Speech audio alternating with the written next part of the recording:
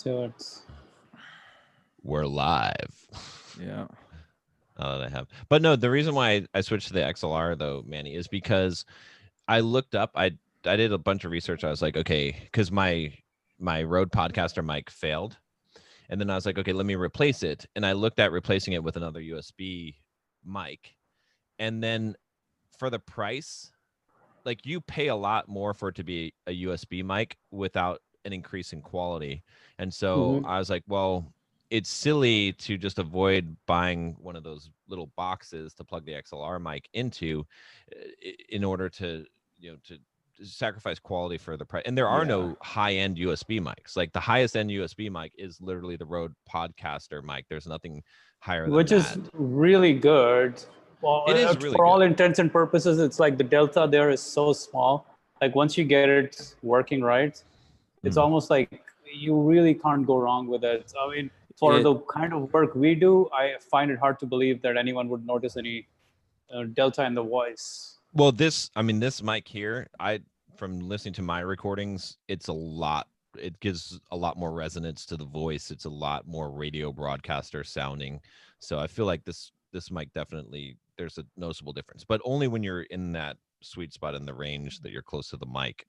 But I don't know. Well, the other thing with the PR40 that is helping you out, John, is that I can't remember the name of the guy that made it. His last name is Heil. He named it after himself, but when he made the mic, he wanted a mic that had a vocal range similar to his. And it works a lot better for men. If you're a woman, you want to get the PR30 because that is pitched more toward female voices. But so that's part of it too, is you're getting a lot more of that deeper range to your voice that you weren't getting off of the Rode Podcaster, because they just kind of aim for the general range of human voice. And so you don't get the nice rich tones that you're getting out of that. But everybody sounds different on different mics. And so like if you're going to go buy one and you have the option to try a bunch of them out, I would do that. I would just go and record yourself on a bunch of mics and then play back the audio that you got out of it and see which one you like the best. A lot of people are like, well, I just want my true voice. And it's really hard to know that you're getting your true voice out of a microphone. So I just say, go pick one. And the one that you think you sound the best on, pick that one. Not the one you think sounds most accurate, the one that you think you sound the best on. That's true. Yeah, that makes a lot of sense. Yeah, that makes sense. So how do you guys have any new updates on business trends in the new decade? The new decade? More or less. The new decade that started a month or so ago, you mean? Yeah, exactly. Feels like a decade. Yeah. I mean, go ahead. I was just going to say sales are going up a bit on the remote conference. How much have you netted now? How much have I netted total? I don't know. I need to go look it up, but I don't know. Okay. How many? I'm not how many obsessive like you are about numbers. I think they're. I know. So am I. There are about 85 people that have signed up so far. About 15 of those are speakers. So, but it keeps going up. I like yesterday I sold like 2 or 3 tickets, and the day before that was 2 or 3 tickets. Before like late last week. What's the price point? What was that? What's the price point now? $75. All right, good. Yeah, but before that, I mean, I was seeing, before this week. So last week I was seeing maybe one every day, and now I'm seeing like 2 or 3 come in a day. So I'm starting to see it pick up. People are starting to talk about it. So yeah. So that's going well. I'm just trying to find other ways of getting the word out, because it seems like if I can just get more people to the page, then I get more people to buy. I'm working on trying to get you into the schedule here. I fired Fritz, but it's as Manny is saying, he's doing the George Costanza like avoidance. I've emailed him at both of his emails, and he has not responded to acknowledge that he's done. So Oh, that's he did message me saying that, hey, I'm not in the Simple Programmer promotions anymore. It was fun. It was great working with you. Thank you. So maybe he just doesn't respond on emails. okay. Well, he hasn't responded to me. So I don't know. I wrote him a pretty polite email, but who knows sometimes. Or maybe he watches Entreprogrammers and he's like, John's a dick. But but I don't wish him any harm or anything. I like the guy. He just didn't work out because I expected him to write a lot more copy and he didn't. Yeah. And it's been hard to get a hold of him. He knows that. It's my biggest, the one pet peeve I have, right? And I pretty much tell everyone that I ever hire this. I was like, communication is important. Like, it's my biggest issue. Like, I don't care if you have something and you can't get something done, as long as you're in communication with me, right? That's the one thing that is most important. And that's actually the one thing that I'm amazed, Manny, with the whole deal with Aaron and the investments.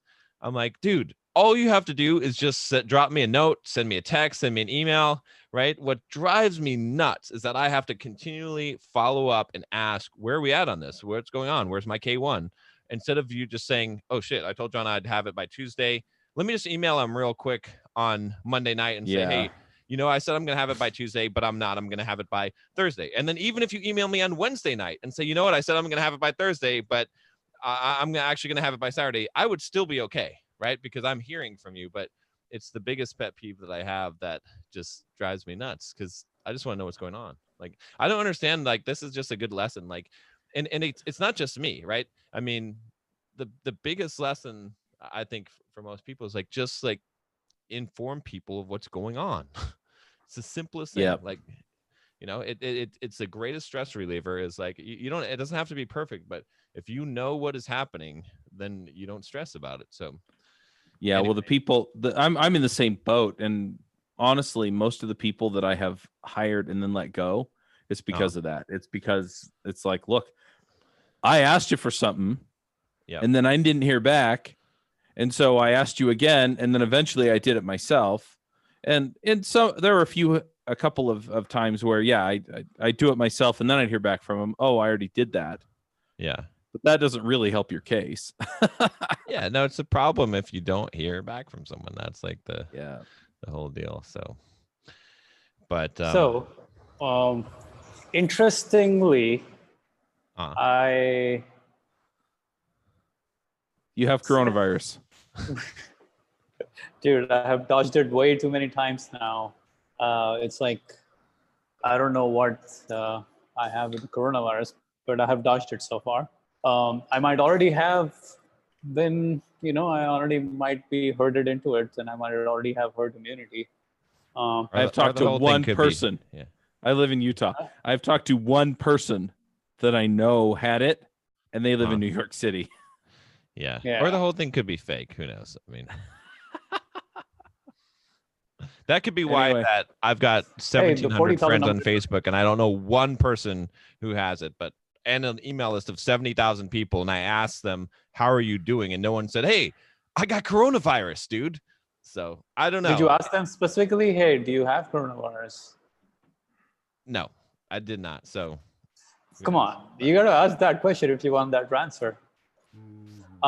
Okay, so interesting thing. Okay, I've been sending a lot of emails for the mental toughness promotion. I don't know if you've seen any of them, John. I don't know which email address you have on file for me. Okay. But look at the most recent email if you can. Let me see.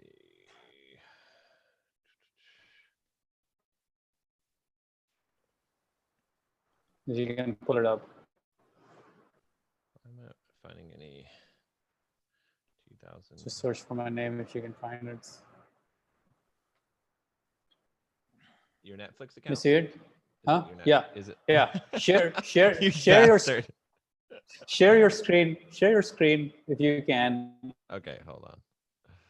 And let's nice deconstruct this email.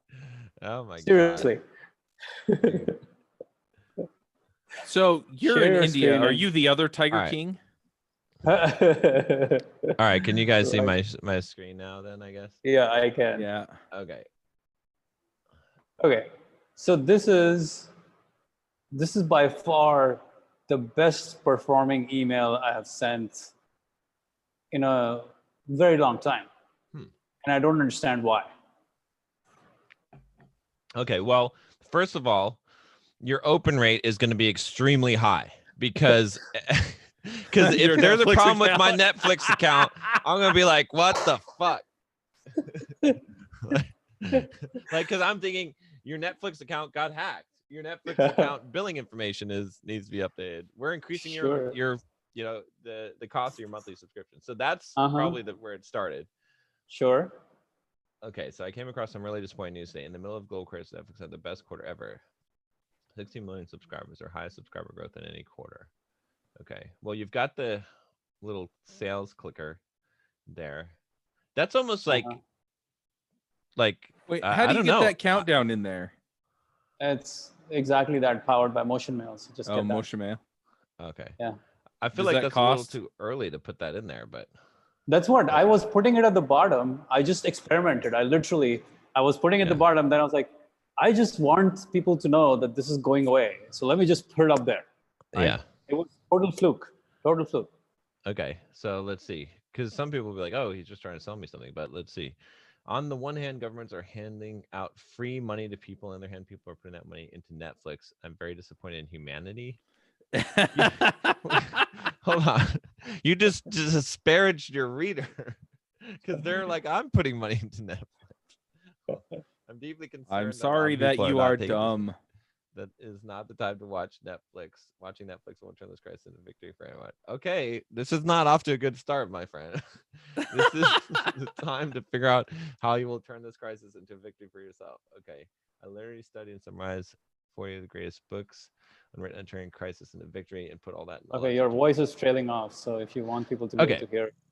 I literally studied and summarized 40 of the greatest books ever written on turning crisis into victory and put all that knowledge and wisdom into the Mental Toughness Book Summary Pack.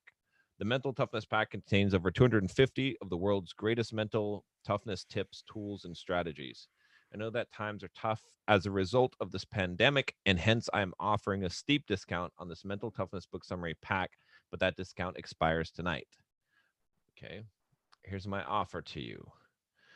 Use the coupon code STRONG and get 40% off right now. Watch every video in my Mental Toughness Book Summary Pack for the next 180 days. There's over 10 plus hours of video content in the Mental Toughness Pack.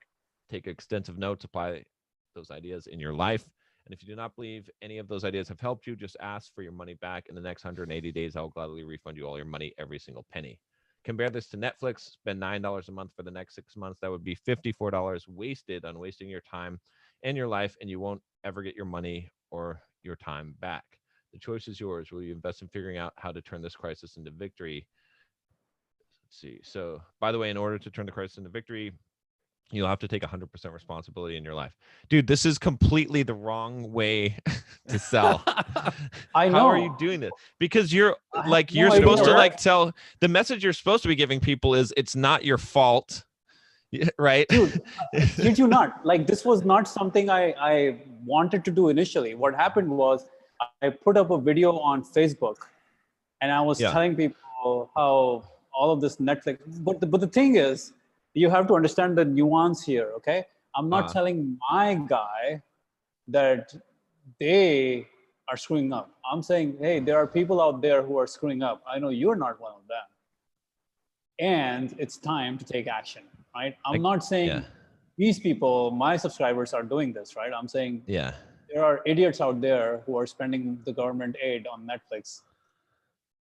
I think, well, I mean, maybe they feel guilty and they know that they are, but that's still not a great sales tactic. I think that the reason why this is performing is two reasons. And the number one reason is because of the subject line.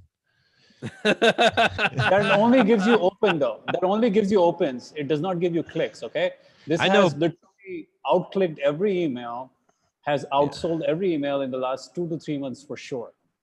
Yeah. Well, The only second reason I can think of is that just because it is mental toughness. But I've been sending so many emails on mental toughness over the last like 10 days. I've sent probably 10 emails on that topic.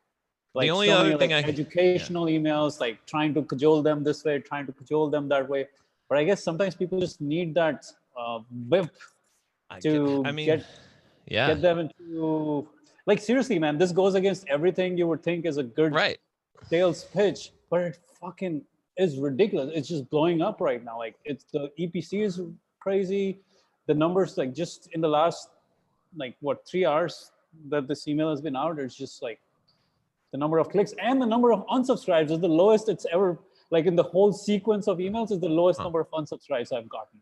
The only other thing I can pull out of my ass on this one is to say that you created some warm fuzzies by mentioning Netflix, and then people were persuaded.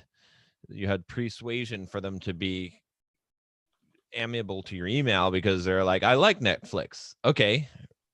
I don't know. I mean, because you're right, because you're doing everything wrong in this email as far as, so you're supposed to say it's not your fault. You shouldn't have let people know that it's a sales thing right at the beginning. There's a lot of things, but it's working. So I mean, that's the thing. It's like, so everything you're saying is what I've been doing for the last 10 emails, and I was not happy with the results, right? So I was like, fuck it, let me just tell them exactly how I'm thinking, and let me put the sales pitch like right up top so that people know this is the sales pitch, and I'm not like going around, not beating around the bush or anything like that. All the other emails have been like really easy pussyfooting around the idea that, hey, you need to do this, you need to do this, you need to do this. But this one is just like, hey, you got to stop doing this stupidity and get on with your life, and let's get your life back on track rather than keep wasting your money and life.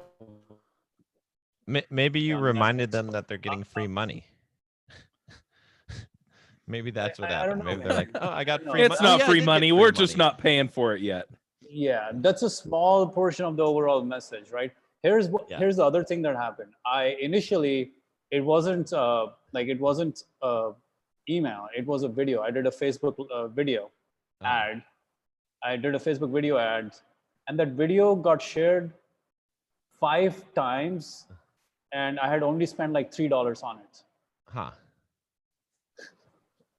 So it's the same freaking thing. Like, I gave them the same freaking message. I gave them a same freaking ass kicking that people are spending money on. Okay, the biggest lesson thing is what I'm shitting here is.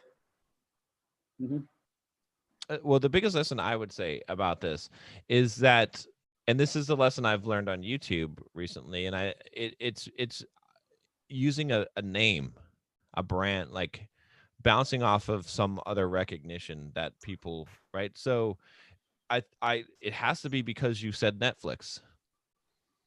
That has to be it. That has to be the key there. I mean, you could, but just saying Netflix is not gonna spike your sales. Yeah, you can get more. It's persuasion. It's gonna make it so that people are like more attentive. When it's like, you will get, and you will get more opens, but you will not get less. You get more unsubscribes because I'm actually making people mad. I'm actually calling them out on their bullshit. Yeah, but you get what might be, again, I'm just speculating here, but what it might be is that you're getting their attention better, because when they hear the word Netflix, their ears perk up and they're like, Netflix? Right? So they're now reading your email and listening to it. Whereas whatever, it's like, oh, okay, mental toughness bullshit, blah, blah, blah, blah. Right? And they scan the email and they don't click it and they don't really read it. But when they're like Netflix, they're like, what else is he going to say about Netflix? And then you don't say anything else about Netflix and they're like, oh, mental toughness. So you've got their attention. Right.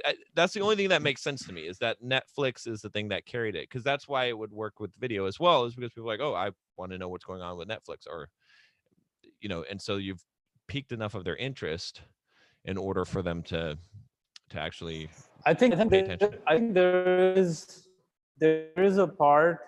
What's happening in that email is that I'm not telling them that they are messing up. I am saying people are messing up. Right? That all depends on how people read it. Right. But the polarity mostly in my emails is us versus them, us who are the ambitious kind who are trying to build a great life. And there are others who are just the vast majority of mediocrity who just doesn't get it. And they're going to waste their lives away. So are you going to waste your life away, or are you going to do what is right? All right. So my question for you is you said that the open rate and the click-through rate are up. What are they? Like, what are those numbers, Mr. Engineer? Last 3 hours, it's already the last 3 hours that the email gone. 3 hours or 2 hours, I think the email is gone. 3 hours maybe. It's 8.5% right now open, which is pretty darn good for 3 hours. Usually it would be around 6 to 7% at this point. And the number of clicks is already at 1%.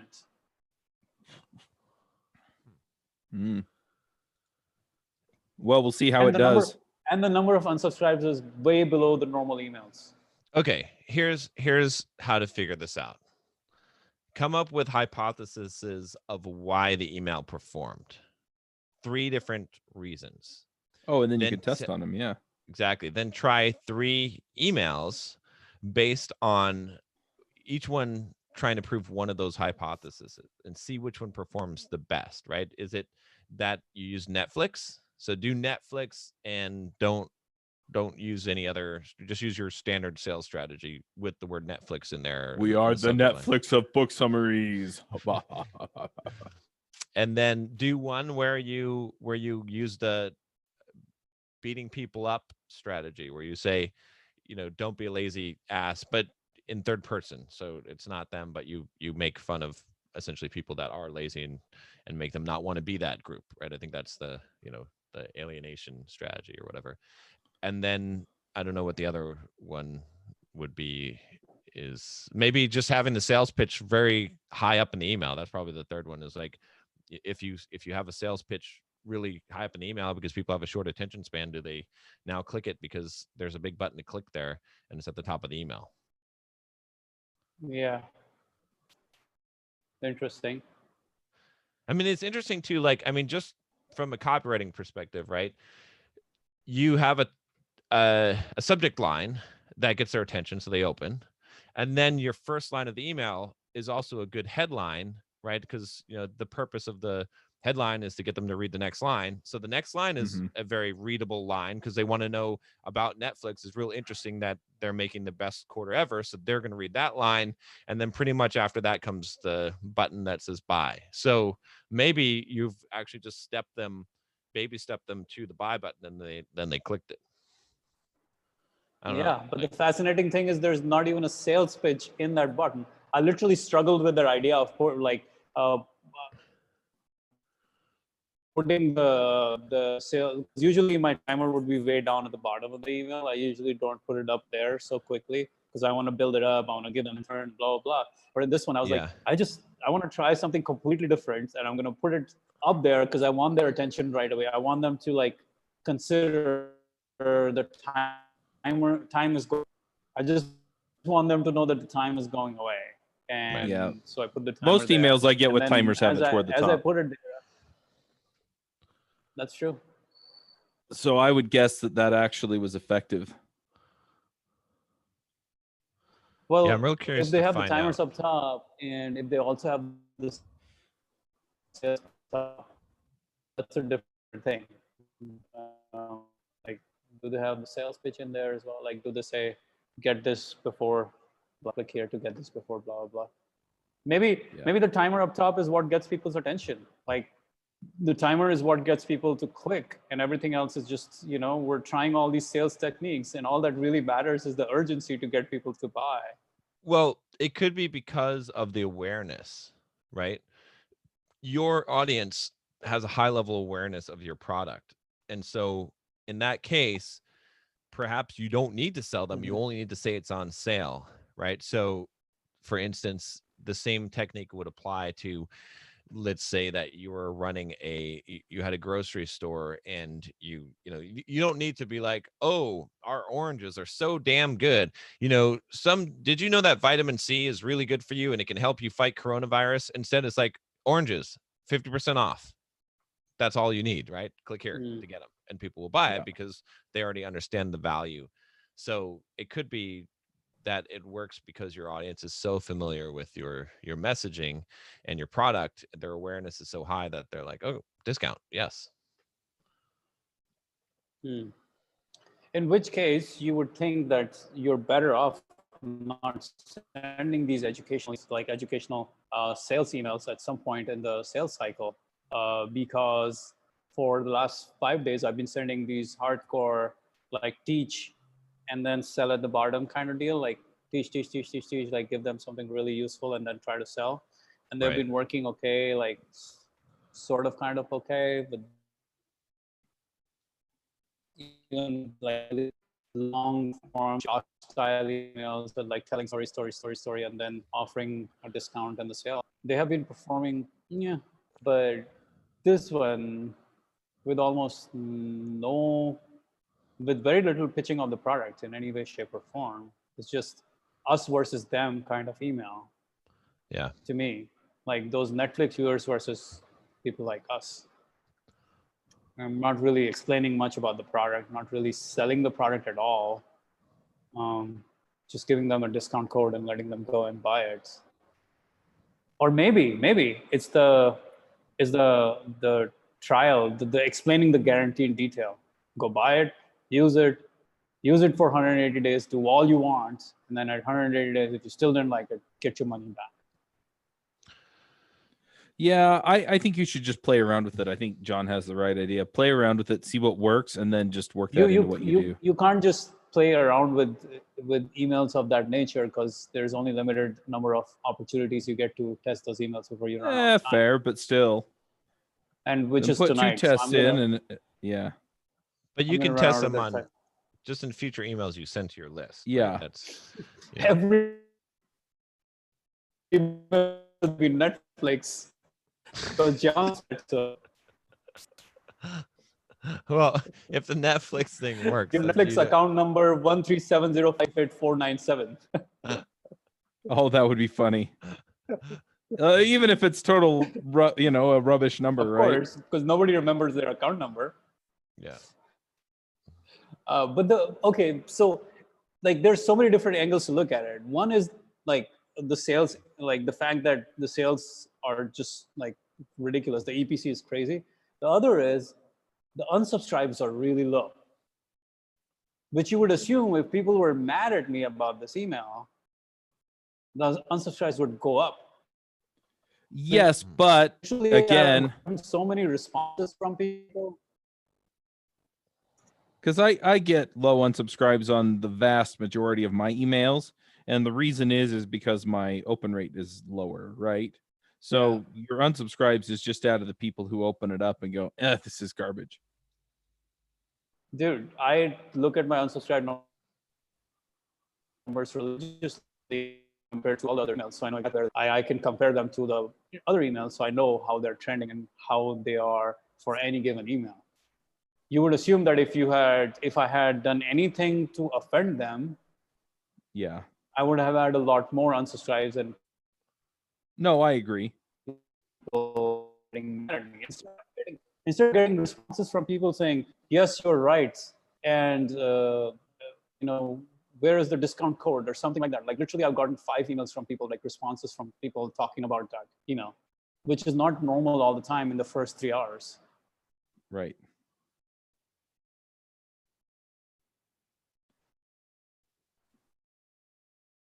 Yeah, I don't know. I mean, test it. We'll see what happens. It could also be timing. That's the one other factor. We're going to test on the program.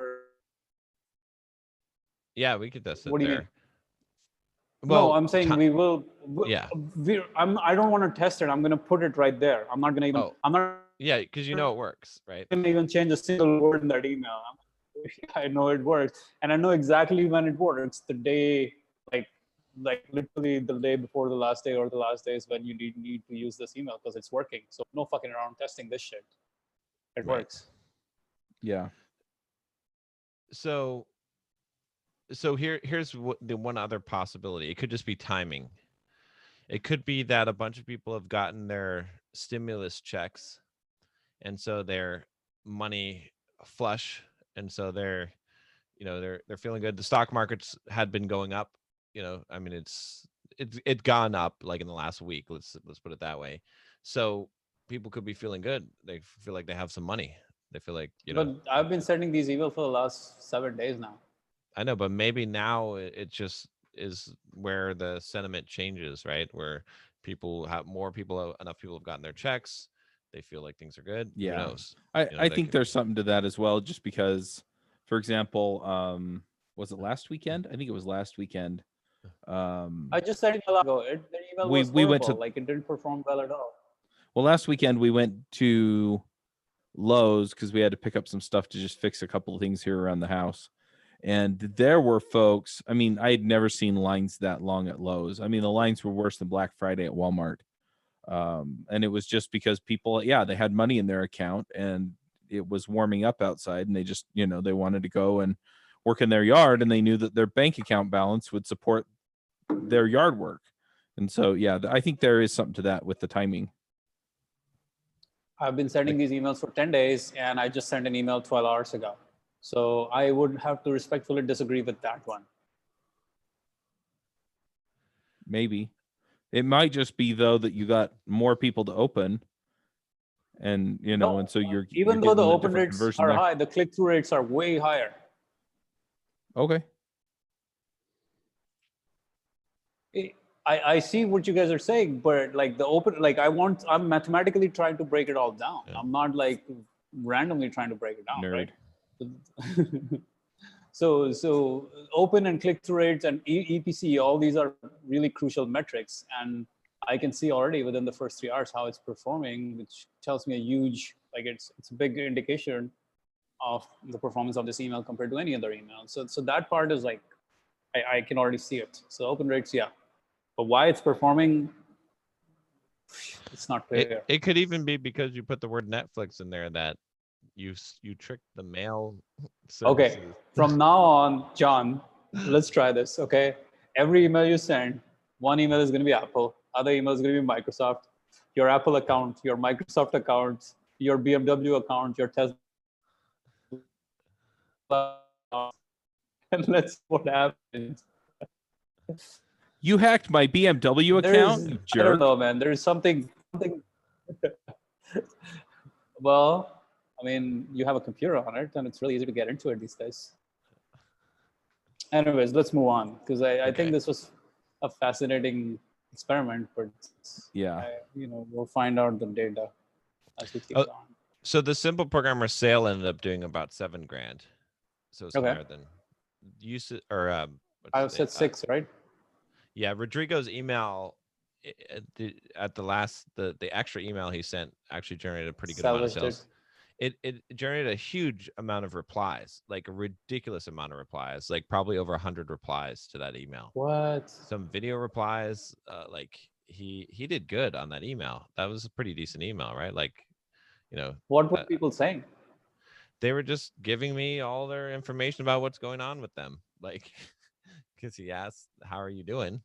And, with COVID-19 and stuff, and people were just, some people were sending video emails. Some people were like, so it was a good rapport building. It was a smart move by Rodrigo. Rodrigo, he's got a good, a good idea of what the audience is wanting. So, and how to respond to them. I mean, he answers emails all day too. So all my Simple Programmer emails. So yeah, that's good. I like it. Yeah. So that was good. So that was not bad. So yeah, I'm seeing an uptick in sales generally. Bulldog Mindset. What? Okay. So you did 7K, and how much did you do during Thanksgiving on Black Friday for the same product? That was like, let's see, that one was higher, a lot higher. It was, 15, almost 16,000. But there were a lot more emails. The emails were pitching a lot more, and it was Black Friday, whereas this is just. And was it better copy? Yeah, for sure. Right. You guys So probably used Josh's copy from last year. I think perhaps so. But yeah, but so that went well. And then I think More that email. Thanks. I'm seeing an uptick, like I said, in sales. I mean, some of it's hard to attribute, right? Like Bulldog Mindset membership has been growing again. There's like 568 members now total. And on April 22nd, I added 7 new members just on that one day. I was just analyzing, I was just talking to some friends of mine. There's a interesting marketing technique for membership sites that I think you can try out. And here's what you can do. Whenever you're about to like release a class or do a class on some topic, send email about it just 2 or 3 days before it, leading up to it. So say, hey, I'll be releasing a class on how to survive in crisis. I'm doing a live session on how to survive in crisis. So if you've thought about joining Bulldog, I'll be doing it live on Thursday. So today is the time to join, right? So you start sending that email on Monday, Tuesday, Wednesday. Hey, do you want to join that class live? Come join us, come join us, come join us. Oh, I see, yeah. And you say, join before class starts.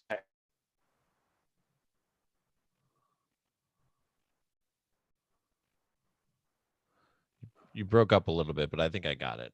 Which is so you basically keep telling them, hey, Thursday is the class. I'm going to be teaching a live class on how to survive and how to turn crisis into advantage, or how to turn crisis into victory. Teaching a live class. Register on Monday, register on Tuesday, register on Wednesday. Like you keep telling them, Thursday is the class. Register now, register now, register now, and then you literally get a flood of people just because of that class. Yeah. So you can literally advertise individual classes that you do, and that can become a source of new products. Yeah, that's a good way to, something that you're gonna like, content that's coming out anyway that you're doing, that they can register, and then hopefully they'll stay on, especially if it's only like $7 for the trial membership, and then they get access to that class. That class alone would probably be worth, in fact, you could say that it would be worth $50 or whatever. So yeah, you can actually, another technique to go with it is to say, you can register just for the class for $49. Yeah. Or you can register for the membership for $7 and get the class as well. Exactly. Yeah, that's a good idea. I'm going to put that in my notes to do. Okay. Class.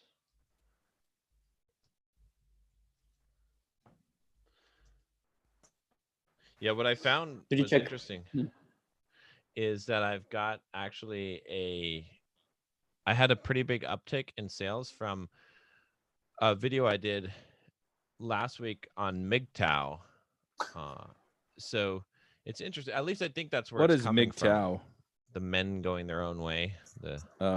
Think of the best way to describe MGTOW is this: imagine, social justice warriors and feminists, like with the victim mindset, blaming everyone else for their problems and claiming that life is unfair, and that white males are evil, and the privileged, and the people who are destroying society. And then it's all my fault. I read you. So now take the exact polar opposite. Someone said that MGTOW, they commented on that video. They're like, oh, MGTOW sound like the antimatter of feminists. They're feminist antimatter. And that's exactly right. So MGTOW are exactly the polar opposite. They are a victim mindset, believing that all the problems and the ills in the world are because women are hoes and loose and manipulative and all these things, and because of feminism, that's what's destroyed society, and it's not their fault, and fuck women and fuck society, and it's not my fault. Interesting. Yeah, so they're the complete opposite of that.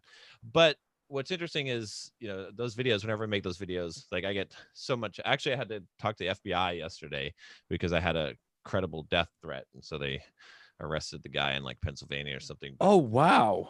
Jeez. yeah. So he was some kind of crazy. He had already been arrested several times for probably off his meds or something. But anyway, I want to make sure that he didn't harm other people, because I was like, if this guy's sending me this email, that like I wasn't really concerned that he's going to like drive across the country, although you never know. But anyway, because he mentioned like killing me in my sleep, so that's why I was like, that's kind of like, that's mentally unstable. Like just being like, fuck you, I'll kill you, man, that's okay. But if you're like specific, if you're like, I'll kill you in your sleep, then I'm like, okay. Especially when you're lying on your back. Right. So anyway, the night you're wearing a black t-shirt. Yeah, when I make these videos, right, these guys get all upset and butthurt, but there's enough of them. But here's what happens. This is kind of interesting. I'm seeing this phenomenon now, is these guys all jump on there and say their stuff, but then some rational guys see it that are interested, right? That and then my message actually shows the hypocrisy of something that they were trying to become part of and that they thought was a solution for themselves in life, and they're like, oh no, John is presenting a better way, and then they join the membership because they're real men. They're not, victim minded men, or they don't want to be. So, and then also some of the MGTOW guys, when I make these videos, they subscribe to my channel so that they can see what other videos I'm going to produce, so that they can disparage me in other videos and call me a cuck and simpleton and all of these things. And they do that for a while. And then what was funny was this one came out, right? And there were a couple guys that commented, was like, oh man, I subscribed to your channel just to call you a dick, like a month ago, or last time you make a MGTOW video. But you know what? I've been watching a lot of your videos. And I think that you might be right about all this stuff. I think I'm tired of like this bitter life and all this shit. And so these guys end up eventually converting. So it's, that was like I was like, oh, okay, this is cool. So yeah, so that's I think that works out. Now, what's funny is I just did a video on Jordan Peterson yesterday, or the day before yesterday, and man, people saw that. We're so butthurt about that. Oh gosh, because what did you say? I said that he's a fraud because he's on. Because one of his core tenets of his message, and I like the guy, right? I like, just because now everyone's going to be like, oh, we're all going to get hate mail because I'm saying this on Entre Programmers now because there's so many fanboys. But I like the guy. I really like Jordan Peterson. I like a lot of what he talks about, his message. I think his words are great. I think his diplomacy, the way that he logically argues points, is respectable and great. Is something that people need to hear. But one of the core tenets of his philosophy in life, and that he espouses to people, is the idea of not using escapism in your life, right? Which escapism is basically anything that's, it could be drugs, it could be sex, it could be video games, playing video games, books. I mean, anything to escape reality, right? Yet this whole time, and he's a clinical psychologist, he's been on clozapam, right? Which is an anti-anxiety. Clonazepam. Yeah, clonazepam. Anyway, it is a benzo, right? It's a drug. I mean, sure, it's prescribed for anti-anxiety, but it is also a hardcore street drug. It belongs to the family. Let's put it that way. So he's been on this to deal with his life, to deal with his depression. And again, as a person, I don't mind those things. But he recently went to Russia to detox from this thing and went into a coma, medically induced, all this kind of stuff. And I'm like, look, I like the guy, I like his message and everything, but he's not walking the walk that he's talking. His message is still good. It's great. But you guys need to understand that someone who is using an external dependency, then preaching not to use external dependencies, except in the case where it's medically necessary, and it's medically necessary for him, and gives himself the exclusion and the right out, the way out. That's not being consistent with what you're preaching. Maybe he's not strong enough to walk the walk. That's fine. I don't judge him as a person, but I have to judge what he's doing and what he's saying, just to be intellectually honest. So I went and talked about that. And then the other thing that happened, the other big thing, is his daughter Michaela is a big, you know, mouthpiece for him. She speaks a lot for him, and she speaks about the carnivore diet, and she owns a company that sells meat. Okay. Mhm. And she made this company off of his fame and off of this carnivore diet that supposedly cures everything. And while there's some merits to some of the things in the carnivore diet, they were claiming, both of them were on Joe Rogan's podcast, claiming that it cured their depression, that it cured all these ailments. Okay. Yet here is Peterson in the hospital in Russia in a medically induced coma, basically almost dying because of his addiction to medication for depression. Yet he's claiming, and his daughter's claiming, that the carnivore diet cures depression. So it's a dangerous claim. I mean, I like the guy still. I like the guy. I like his message. Again, I have to keep on saying that because I'm going to get more hate mail. Okay. But his daughter's, talk hold on. His daughter's Instagram is full of like pictures of her half naked. Right. And so I'm like, okay, you can't control your daughter, but what you can do is not associate with her and use her as if you're espousing family values and teaching traditional family values and teaching, writing a book, you know, about ethics and including, you know, Christianity and values in there. And then your daughter, who's acting as your mouthpiece, is, you know, acting like this on Instagram. It's your fault. You have to like take control of that. So anyway, people really did not like any of that message. And a lot of my audience are conservative Trump followers who are also Jordan Peterson followers. And so, you know, I don't know. People don't like to just to hear the truth. The biggest thing that I think is valuable from this whole thing, though, is that what happens is people listen to a message, right? And they hear the message and they like the message and they're like, oh, this makes sense and this is good. So then they like the person. And there's nothing wrong with that. You develop a like for a person. You're like, oh, okay, I like Jordan Peterson. But the problem is when you start to say, now it transitions to, I like the person, therefore what he's saying I like. That's dangerous. Right. And that's what's happened. And that's why people are upset. I have no problem with someone says something really good and it makes sense and it helps you in your life and you like the person. But when you start liking what people say because you like them, that's an issue. So anyway. It's funny because, some of the stuff you're talking about, I'm seeing. So I'm a state delegate in Utah for the Republican Party. And the convention was supposed to be this weekend. So, of course, they pushed it all virtual. And we essentially are watching the candidates' videos. We've had town halls all month. It's been nuts. And then, we're voting virtually yesterday, today, and tomorrow. A lot of folks, they get behind some candidate. And then, it's just interesting to see that, oh, well, so-and-so said such and such a thing and they can't be wrong, right? And, the other candidate says something that's close to that and they're totally wrong. And meanwhile, in America, people are ingesting bleach and people are dumb. People are ingesting bleach and hand sanitizers in their lungs because our dear president has said that's a great cure for any kind of viral outbreaks now. And not only that, they're trying to put UV radiation inside their lungs because our dear president... I must have missed all that. Oh, dude, I don't know where you're... It's taken out of context. That's what he's been suggesting lately. Yeah.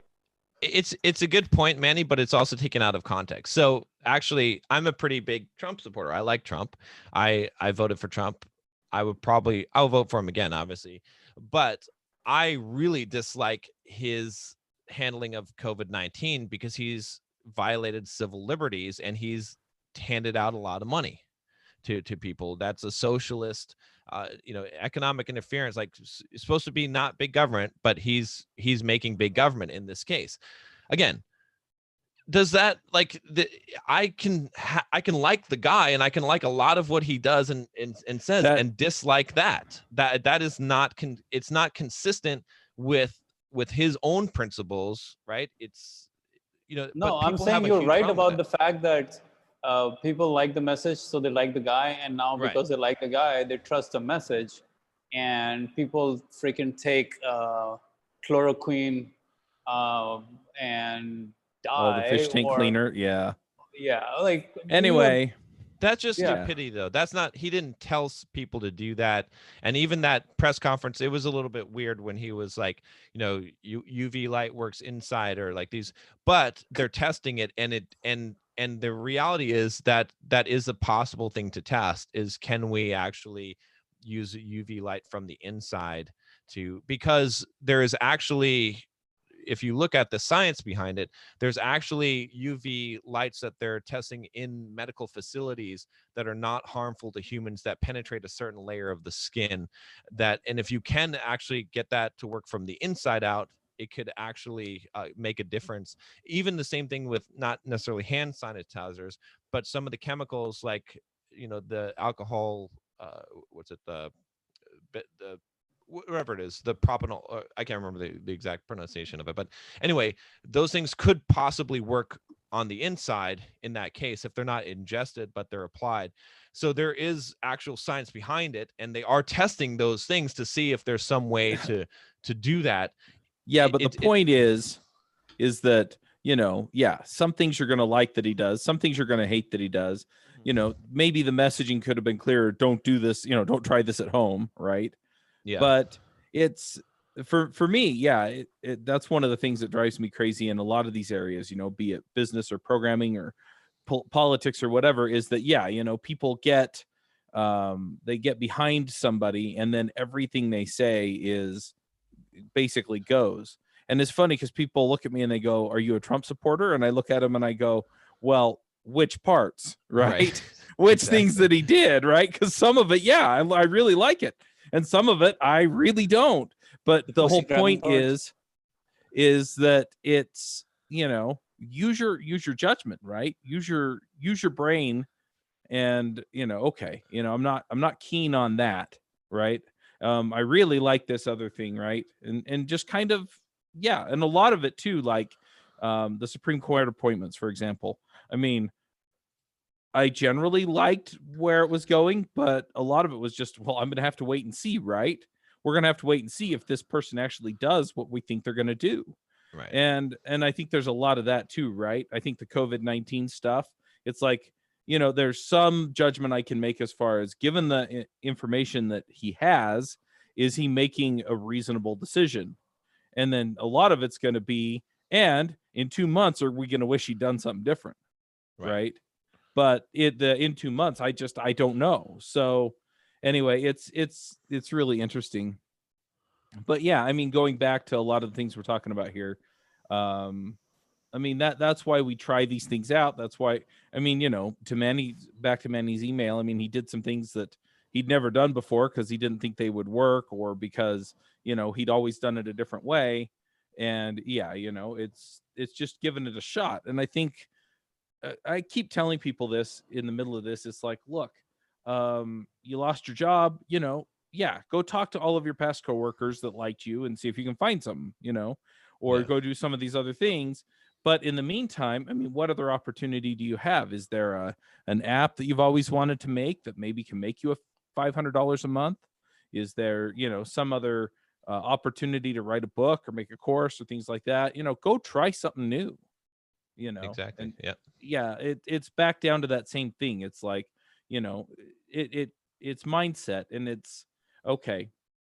What can I do to get hope? What can I do to change my outlook on this stuff? What opportunities are presenting instead of always being down? It's that fixed mindset versus the growth mindset. And if you have a growth mindset and you're willing to challenge your own thinking, you can get so far.